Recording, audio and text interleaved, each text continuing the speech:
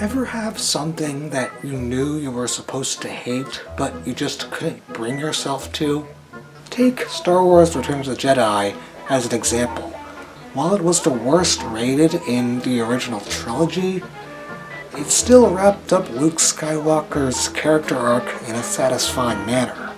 Okay, so I will admit there was the occasional Ewok that interfered with the overall quality, but for the most part, it did so many things right that I might call it one of my favorite Star Wars films of all time.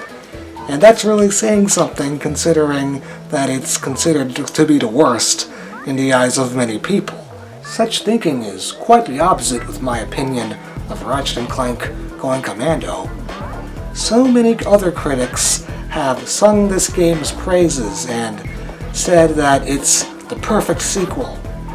And I feel like I need to be the outsider that finds something wrong with it. However, I must admit, Ratchet and Clank Going Commando does practically everything right. Well, I don't know what the point of this review is if I'm just going to regurgitate what everyone else has already said. So, that's the video. Hope you enjoyed. Bye! Motherfucker. I didn't mean that to be so literal. Alright, maybe that's a bit of an exaggeration. Going Commando doesn't do everything right. In fact, there are times when it downright discombobulates. Damn it, I could have sworn I made that jump. But where I do agree with the masses is that Ratchet and Clank 2 is definitely a superior sequel to the original. It expanded upon the shooting and platforming elements the first game introduced, while not straying too far from its roots to alienate fans of the predecessor. Or in other words, if it ain't broke, don't fix it. And that's basically what Ted Price had in mind when developing Going Commando. When we started with Ratchet and Clank Going Commando, we had a very solid base to build on. Ratchet and Clank, the original, was a well-received game and introduced a lot of new features to the genre. Ratchet and Clank Going Commando, though, gave us an opportunity to really take the genre in a different direction by adding things like character growth for our main character and weapon upgrades, and really increasing the amount of weapon strategy that you need to use when you're going through the game. And let's not forget that it had what is probably the best Easter egg in all of video games.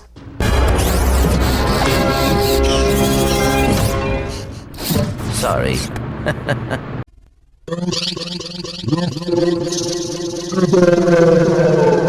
But let's not get ahead of ourselves. Let's boot up this game and figure out what made Going Commando so great, and if there were any areas where it failed as much as it improved. Also, I am playing none other than the HD collection.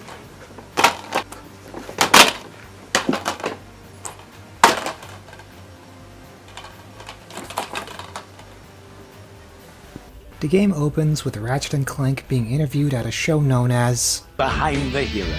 It's been a couple of years since he had last defeated Drek, and now the duo just feels like chilling out. Sadly, as they always say, too much chillin' out usually results in utter boredom, and the duo are stuck into routine, trying to figure out what to do when no one needs a hero. That is until Abercrombie Fizzwidget, who just happens to be watching the interview, teleports them to the Megacorp facility. He tells them that a thief has stolen one of his special experiments, and he needs somebody to retrieve it for him. In order to prepare him for this, Ratchet goes through intensive training in martial arts, origami, and some other craft-related activities. Of course, the writers at Insomniac felt like this would have led to a tutorial that lasted far too long. So based on the next scene, we're left to presume the training happened all off-screen. Clank, on the other hand, gets left behind to enjoy the hospitality of Megacorp, and for the first time, it looks like this might be a solo adventure for our favorite Lombax. Except there are some kidnapping shenanigans that force Clank to get involved. To add to that, there are some real oddities about Fizzwidget that makes it seem like he isn't who he says he is. compounded with the twist that the thief who you initially thought was the villain turns out to be a former Megacorp employee trying to reveal the evil deeds of the company, and suddenly a simple story about a hero trying to rescue an experiment turns into an anti-capitalist tale commenting about how corporations take advantage of the dissatisfaction of consumers to sell them cheap and self-destructive products in order to thrive in a social Darwinist society. Okay, so maybe I'm going a little meta, but for the most part, Insomniac handles the constant twists very well. On the surface, it might feel like the story is going in multiple directions, but the fact that the narrative changes focus a lot kept it from feeling too predictable. Now, there were little details that caused me to scratch my head, like why didn't Clank accompany Ratchet in the beginning? It felt kind of awkward how he gets kidnapped, and then Ratchet just decides to carry him for the rest of the game. I mean, I understand that Insomniac needed the title Ratchet and Clank to be relevant as opposed to just Ratchet, but if that's the case, wouldn't it have made more sense if Clank was with Ratchet from the start? But other than those nitpicks, the story kept me in suspense over what was going to happen next. For instance, after you rescued a proto-pet, you get the sense something is off about Mr. Fizzwidget. He smashes your ship and ejects you into hyperspace. Now, maybe he simply has a couple of screws loose in his head and his old age is starting to show. They feel that he's getting a little, cuckoo in his old age and are concerned for his safety. But then there's the fact that he won't listen to Ratchet no matter how many times he tries to warn him about the proto-pet's dangers, and how his eyebrow-raising password, Quarktastic, ends up turning the defense turrets against the duo in one mission. Yeah, not exactly somebody that I put my wholehearted trust in. And speaking of Quark, the game sure takes the liberty of mentioning him and bringing him up on the radio. Is this just for shits and giggles? Or do 2 and 2 go together? Or for that matter, the exact nature of the thief is also suspect.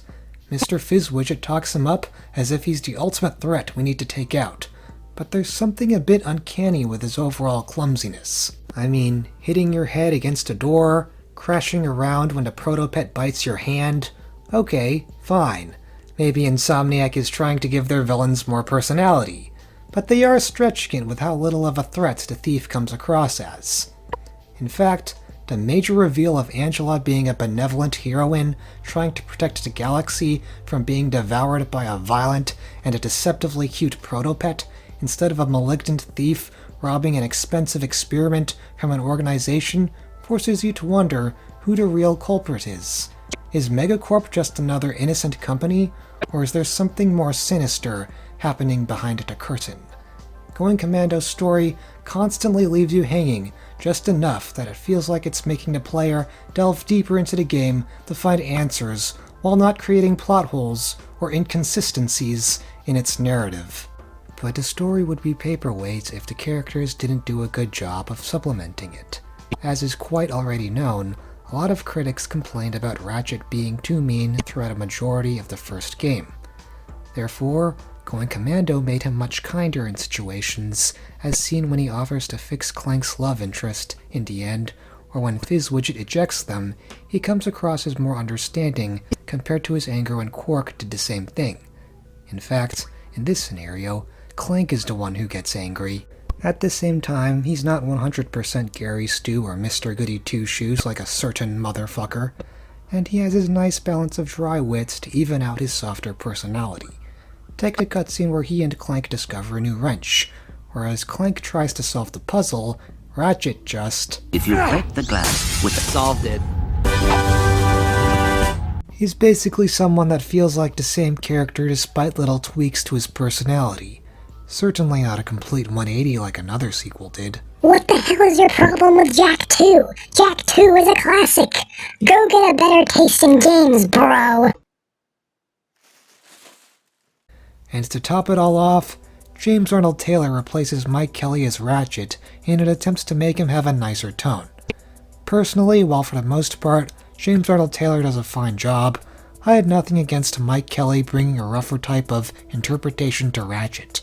However, that being said, his overall change in character in Going Commando does feel like a welcome modification since he's already gone through all his growth and development in the original. His sidekick, Clank, more or less is the same character. He's still the socially awkward and nerdy robot that tends to be the more sensible one of the duo, but as mentioned earlier, he can get aggravated. Interestingly, his role as a secondary sidekick is more pronounced than before. In the first game, he was a big influence in convincing Ratchet to face off against Drek, whereas here, he kind of feels like second fiddle. Introducing one of the fiercest gladiators in the galaxy, Ratchet and some metal guy. That being said, he does have some fun character moments. The time where he talks to robots comes to mind as a scene that brought out a couple of chuckles from me.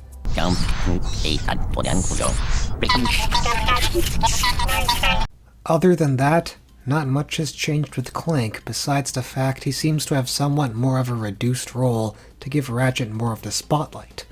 However, the real characters to pay attention to are the newcomers, particularly Angela Cross. While she initially started out as the thief that barely posed a level of intimidation, she later comes into her own as the game progresses.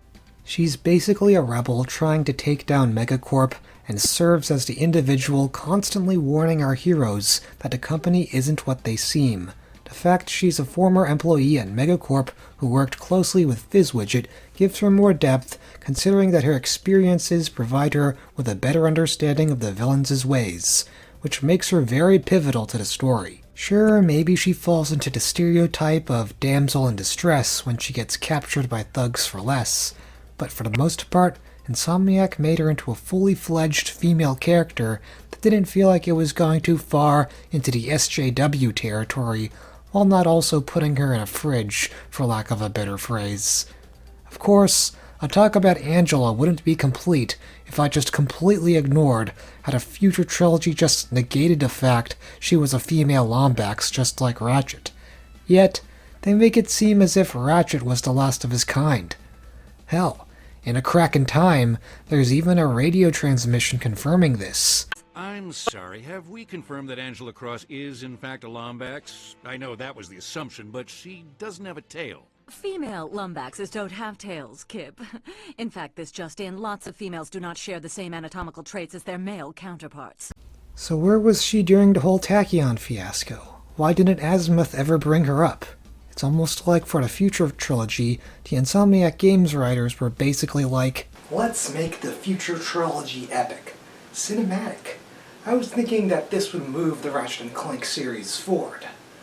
Instead of making all these jokes about capitalism and such, I was thinking about a story that focuses on Ratchet being the last of his kind. I mean, after all, our humor in the originals were kind of cringy, to be honest. Okay, that sounds nice and all, but what about Angela Cross? Yeah, what about her? Well, she's a female Lombax. Well, we never quite established that. Okay, but I sure can see a lot of fans asking quite a few questions concerning this. I mean, we made her look almost identical to Ratchet. Looks like I wrote myself into a corner. Yeah, it kind of feels over the years that Angela was forgotten by the Ratchet and Clank canon, which is a shame considering how well developed she was in this game. And last but not least, we have Abercrombie Fizzwidget. Otherwise, the really corporate greedy hack job. Of course, if you've ever played this game, you know who he really turns out to be, and the game drops little hints of this nature by making his behavior suspicious. Although, I do appreciate how Insomniac presented this in a very humorous fashion. Ratchet? Spank? We just saw a video of your experiment eating its handlers. I repeat, it eats its handlers. Ah, yes. Low fat, extra foam, no sprinkles. Mr. Fizzwidget, do you copy? Anyone handling the experiment must exercise the utmost caution. No, decapitated. What? Oh, yes, exercise my frontmost cushion. Basically, either Fizzwidget's hiding something or his old age is starting to show, and it's just funny.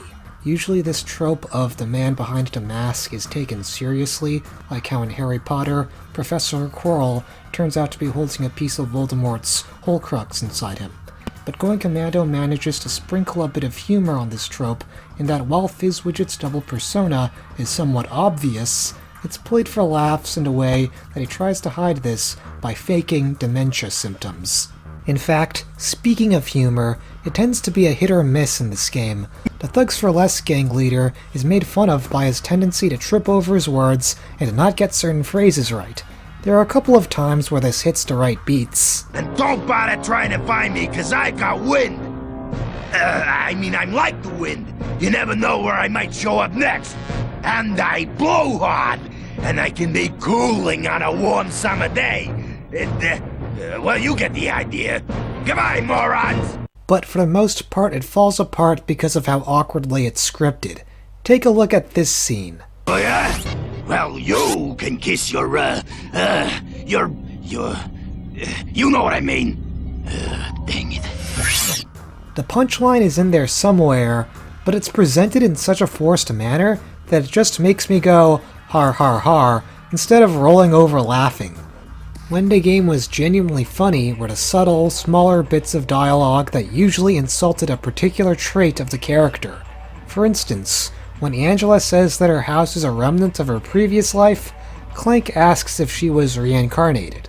It's a little remnant from my previous life. You were reincarnated? No. My Megacorp days. It's funny because it just comes out of nowhere, but it also insults how Clank tries too hard to rationalize everything. And then there's the scene after beating the final boss.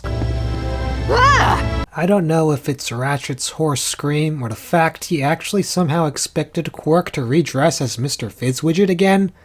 Mind you, he was already eaten by the Protopet, but this scream cracks me up when I watch it. I'd probably say something similar with a lot of the NPCs.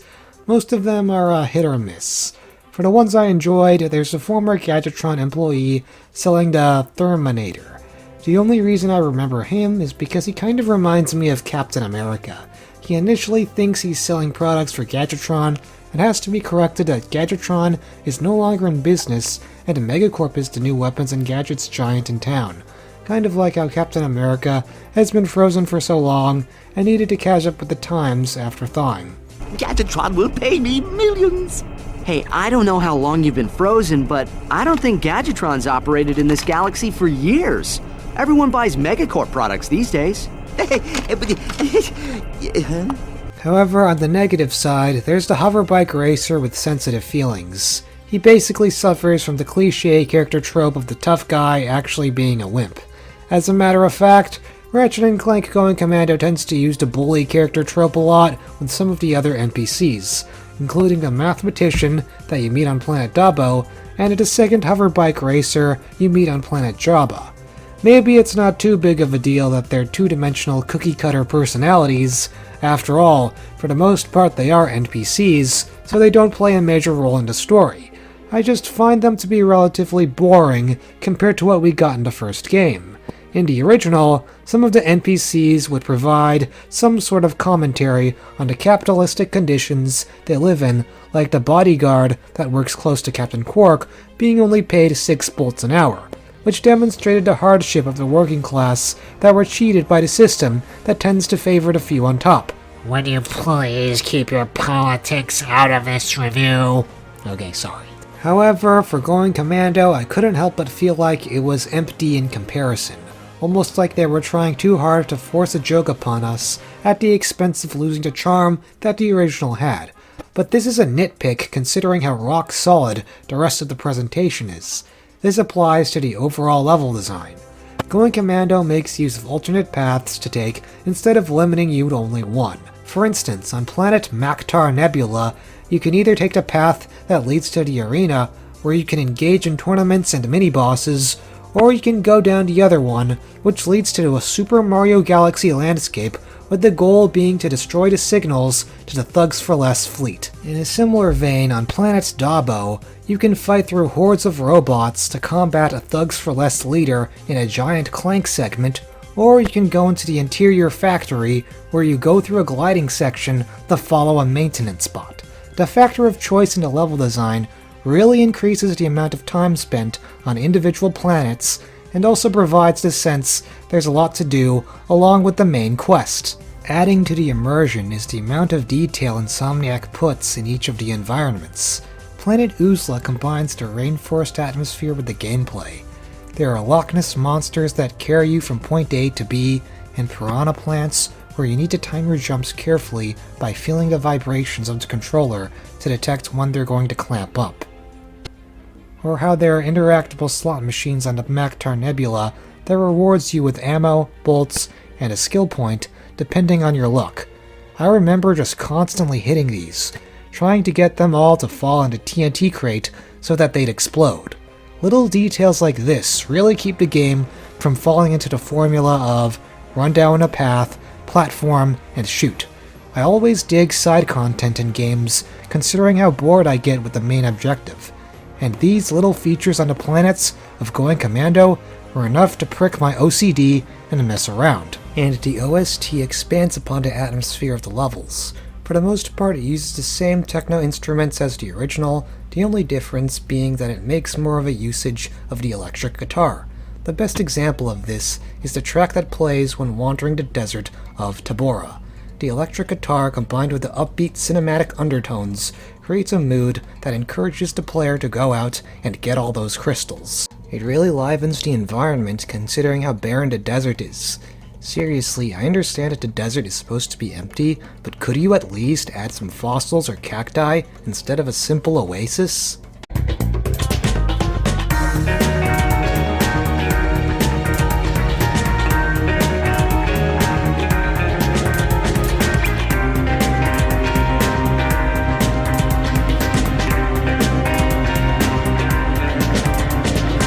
However, my favorite tracks are those of planets Yeatle and Demosul. The main highlight of Yeatle was when the trumpets kicked in. Considering this was the last level of the game, it delivered a climactic tone that made me feel like I was going to save the galaxy from a threat once and for all.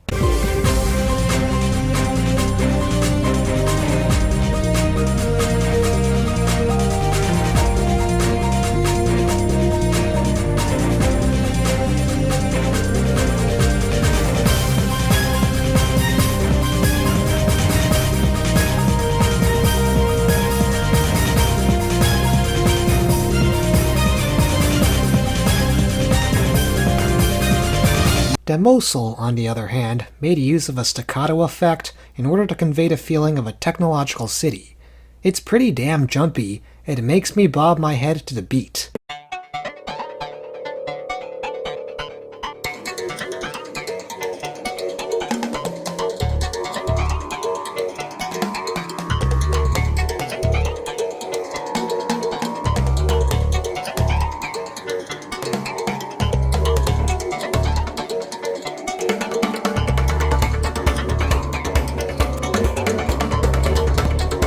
So the music in Going Commando? Solid. But the real problems emerge with the gameplay. To start with the positives, Ratchet and Clank Going Commando continues the shooting and platforming of the original, and it builds up on it. The newest feature the game introduces is the nanotech leveling system, in which after killing a certain amount of enemies, your HP bar increases.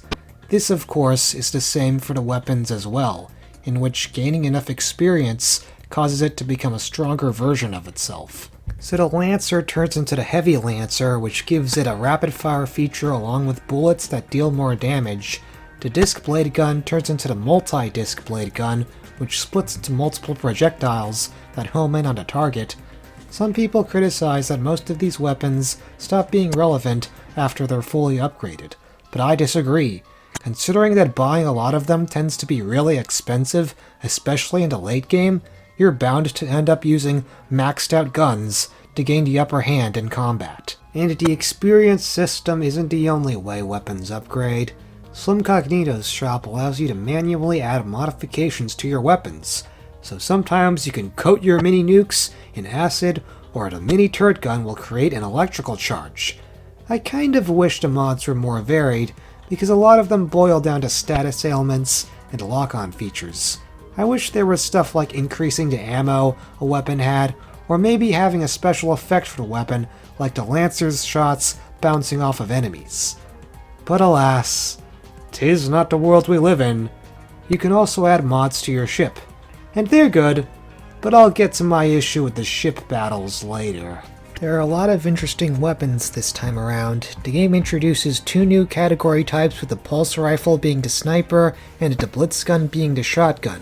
Just as it sounds, the pulse rifle is only good for taking out enemies from a distance where you get to fire at them with headshots, while the blitz gun does heavier damage when in close proximity with the enemies. The typical missile launcher and bomb glove return, but some of the more creative ones include the lava gun, which shoots out a steady stream of hot melted rock. Sadly, it loses its luster after it gets upgraded, for the molten magma gun simply spews out rapid-fire rocks, none of which lock on. Who thought this was a good idea?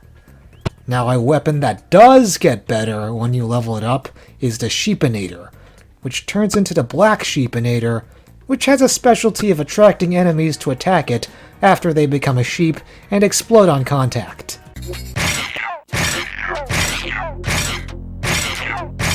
Hey, you doing okay? You seem stuck. Well, allow me to put you out of your misery. There! You have been reincarnated. Other weapons that are very good include the Bouncer, which is a big bomb that explodes onto several little bombs, and the mini turret gun, which is a balloon defense weapon that opens fire at nearby enemies. One weapon I found to be a strange choice is the Spider Glove. It involves controlling a little spider towards a target, in which it explodes upon contact. It's just redundant controlling the spider towards the enemy when the Glove of Doom was similar and the little robots controlled themselves. I guess it's good to get into tight spaces to get a platinum bolt, but I wish there were more instances like this that were mandatory to proceed. But Ratchet 2 doesn't just expand onto core gameplay. Additionally, challenges and gameplay styles provide for more variety and replay value. One of the newest features is the Arena Battle Mode. This is the place where you can fight multiple enemies at once in an arena filled with flames and propeller blades that hinder your way. The simple joy of fighting in a big arena with all your weapons creates a mode that is both satisfying and cathartic to get through. Sometimes you'll need to fight with just one gun or kill a certain amount of enemies within a time limit. Considering the more action-oriented gameplay of Ratchet and Clank 2, the arena serving as a place to just release yourself and go all out is a welcome addition. Speaking of releasing yourself, the game also features open-world levels where you're tasked with finding crystals or moonstones. Overall, you'd be surprised just how addicting it is to just wander around the level looking for crystals to trade in for bolts. It makes it a lot easier to buy those more expensive weapons. However, I wish they tried to add a better variety of enemies instead of the same ones over and over. You have these little insect creatures you fight in Tabora, and on Grublin, you have these Sasquatches. And as I mentioned earlier, maybe add a bit more detail to the landscape. Other than that, these were fun to walk around in. Clank's gameplay has also gone through a revision. Not only does he get to control Gadgetbots, but he also has droids that do different functions. One of them will create a bridge to cross over to the other side. Another one will wield a hammer to slam a seesaw in order to propel Clank to higher ground. I have the high ground! It might not sound like much, but it does make Clank's gameplay feel more involved since the game has the actual set pieces be interactable, instead of simply telling the Gadgetbots to enter this hut or attack this enemy. In fact, the game has an interesting level where Ratchet and Clank have to escape a prison, and it goes back and forth between their individual gameplay styles as they help each other. So if Clank was stuck, Ratchet had the responsibility of activating a switch or door so that he could progress, and vice versa. Giant Clank also makes a return, and he's just the same as before, being a walking bot of destruction that crushes everything in its path with missiles. This time, there's a main boss you have to fight, and some of these are random. For instance, one of the Giant Clank levels involves you fighting a UFO, which is irrelevant to the rest of the Protopet invasion of Demosul. But that's a rather minor issue compared to the rest of the gameplay styles thrown your way. They each have one issue that keep it from being fun. The first sort of vehicle level is the speeder bike races. It's as basic as it sounds.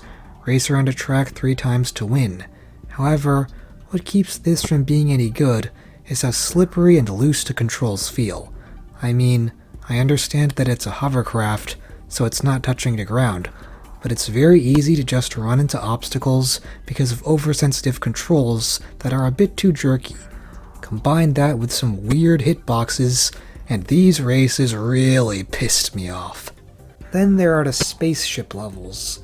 These made a return from the first game, and to their credit, they did a good job at creating some interesting set pieces. Outer space is littered with spaceships to fly into the interior of, and asteroids to destroy with your lasers, which hold the raritanium that can be used to buy upgrades.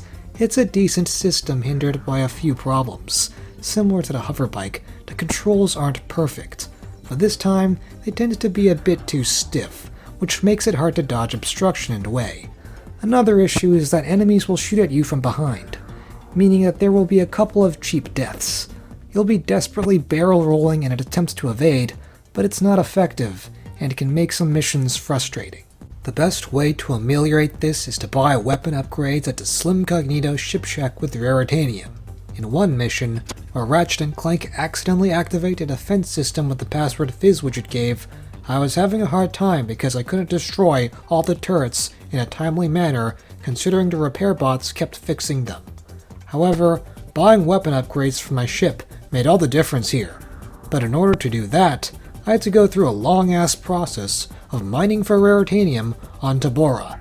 And let me tell you, I have to wonder whose idea it was to put something like this in the game. Basically, you move around in a hovercraft and you follow the arrow that indicates the position of the raritanium, and then you sit and wait for the mineral to come up. Seriously, I can't even begin to describe just how slow and tedious this is. Thankfully, this only shows up for 2 planets, and it's optional, but it's necessary to do in order to buy ship upgrades, considering that you only get so much raritanium from the ship missions. So yeah, you would have thought one of the game testers would have said something, because there's no way anyone would think mining at a sluggish pace is enjoyable. Finally, last but not least, there's the gliding sections and the hacking minigames. The gliding parts of the game didn't make much of an impression with me, mainly because of how brief they tended to be. I think the speed that Ratchet soars tends to be too fast, that it's quite easy to lose control, and it's also a bit sensitive when it comes to clipping your wings against walls. Fun fact, I spent so much time trying to figure out how to get this one nanotech upgrade. Didn't go too well.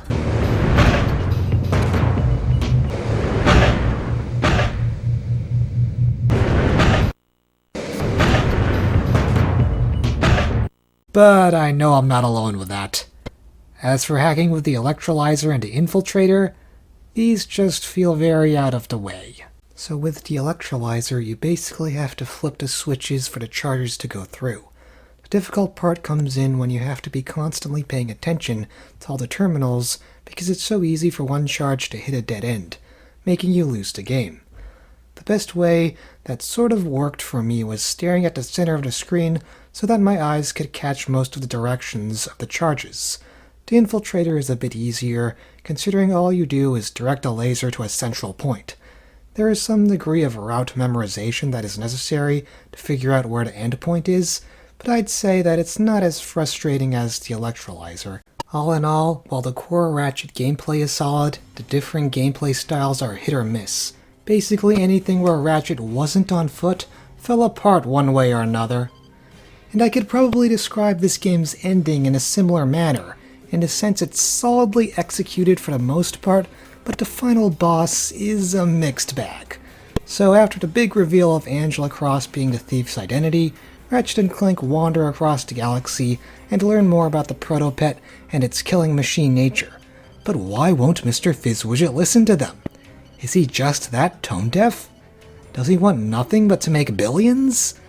Things get suspicious when he lures Ratchet and Clank into a trap and sides with thugs for less. But yeah, Of course there was a man behind the mask. It's Quark, back for revenge. Alright, just what the is going on? He tries to pose Ratchet, Angela, and Clank as the threat, and that he was the one trying to save the galaxy from the Protopet invasion using the Helixamorph. Unfortunately, things go awry when the Protopet is suddenly enlarged instead of being killed, and a fight ensues. And this is where I get a bit iffy. For all the build-up the Protopet invasion was getting, it's a bit anticlimactic, mostly because of how bad this boss fight is. He'll mostly do the same kind of easy-to-dodge attacks over and over. Pretty much all you have to do is rely on the heavy hitters like the mini turret gun or the bouncer, and you're good to go. Sure, some enemies will join in on the fight, but for the most part, it's a very lukewarm final fight that didn't challenge me. So the Protopet returns to normal after Angela fixes the batteries, the real Fizz widget is revealed to be tied up in a chair and comes to tame the pet. Meanwhile, Quark is punished for his crimes by becoming the test subject for Megacorp's new inventions. The last we see of him is him wreathing in pain while he tests the crotchetizer. And that's the sound I make when I have an orgasm. Overall, Going Commando is everything that a video game sequel ever needed. It kind of has the same issue that Spyro 2 and Crash 2 have, in the sense that it throws too many things against a wall to see what sticks. That being said, while the different gameplay styles were a mixed bag, Ratchet's own gameplay was refined enough that Going Commando definitely succeeded in being a sequel that built up from the original while still feeling attached to its source material. Ultimately, it grew the beard of a worthy successor. Of course, Ratchet and Clank was far from being over, and time would only tell how the subsequent entry answered some of the second game's issues. I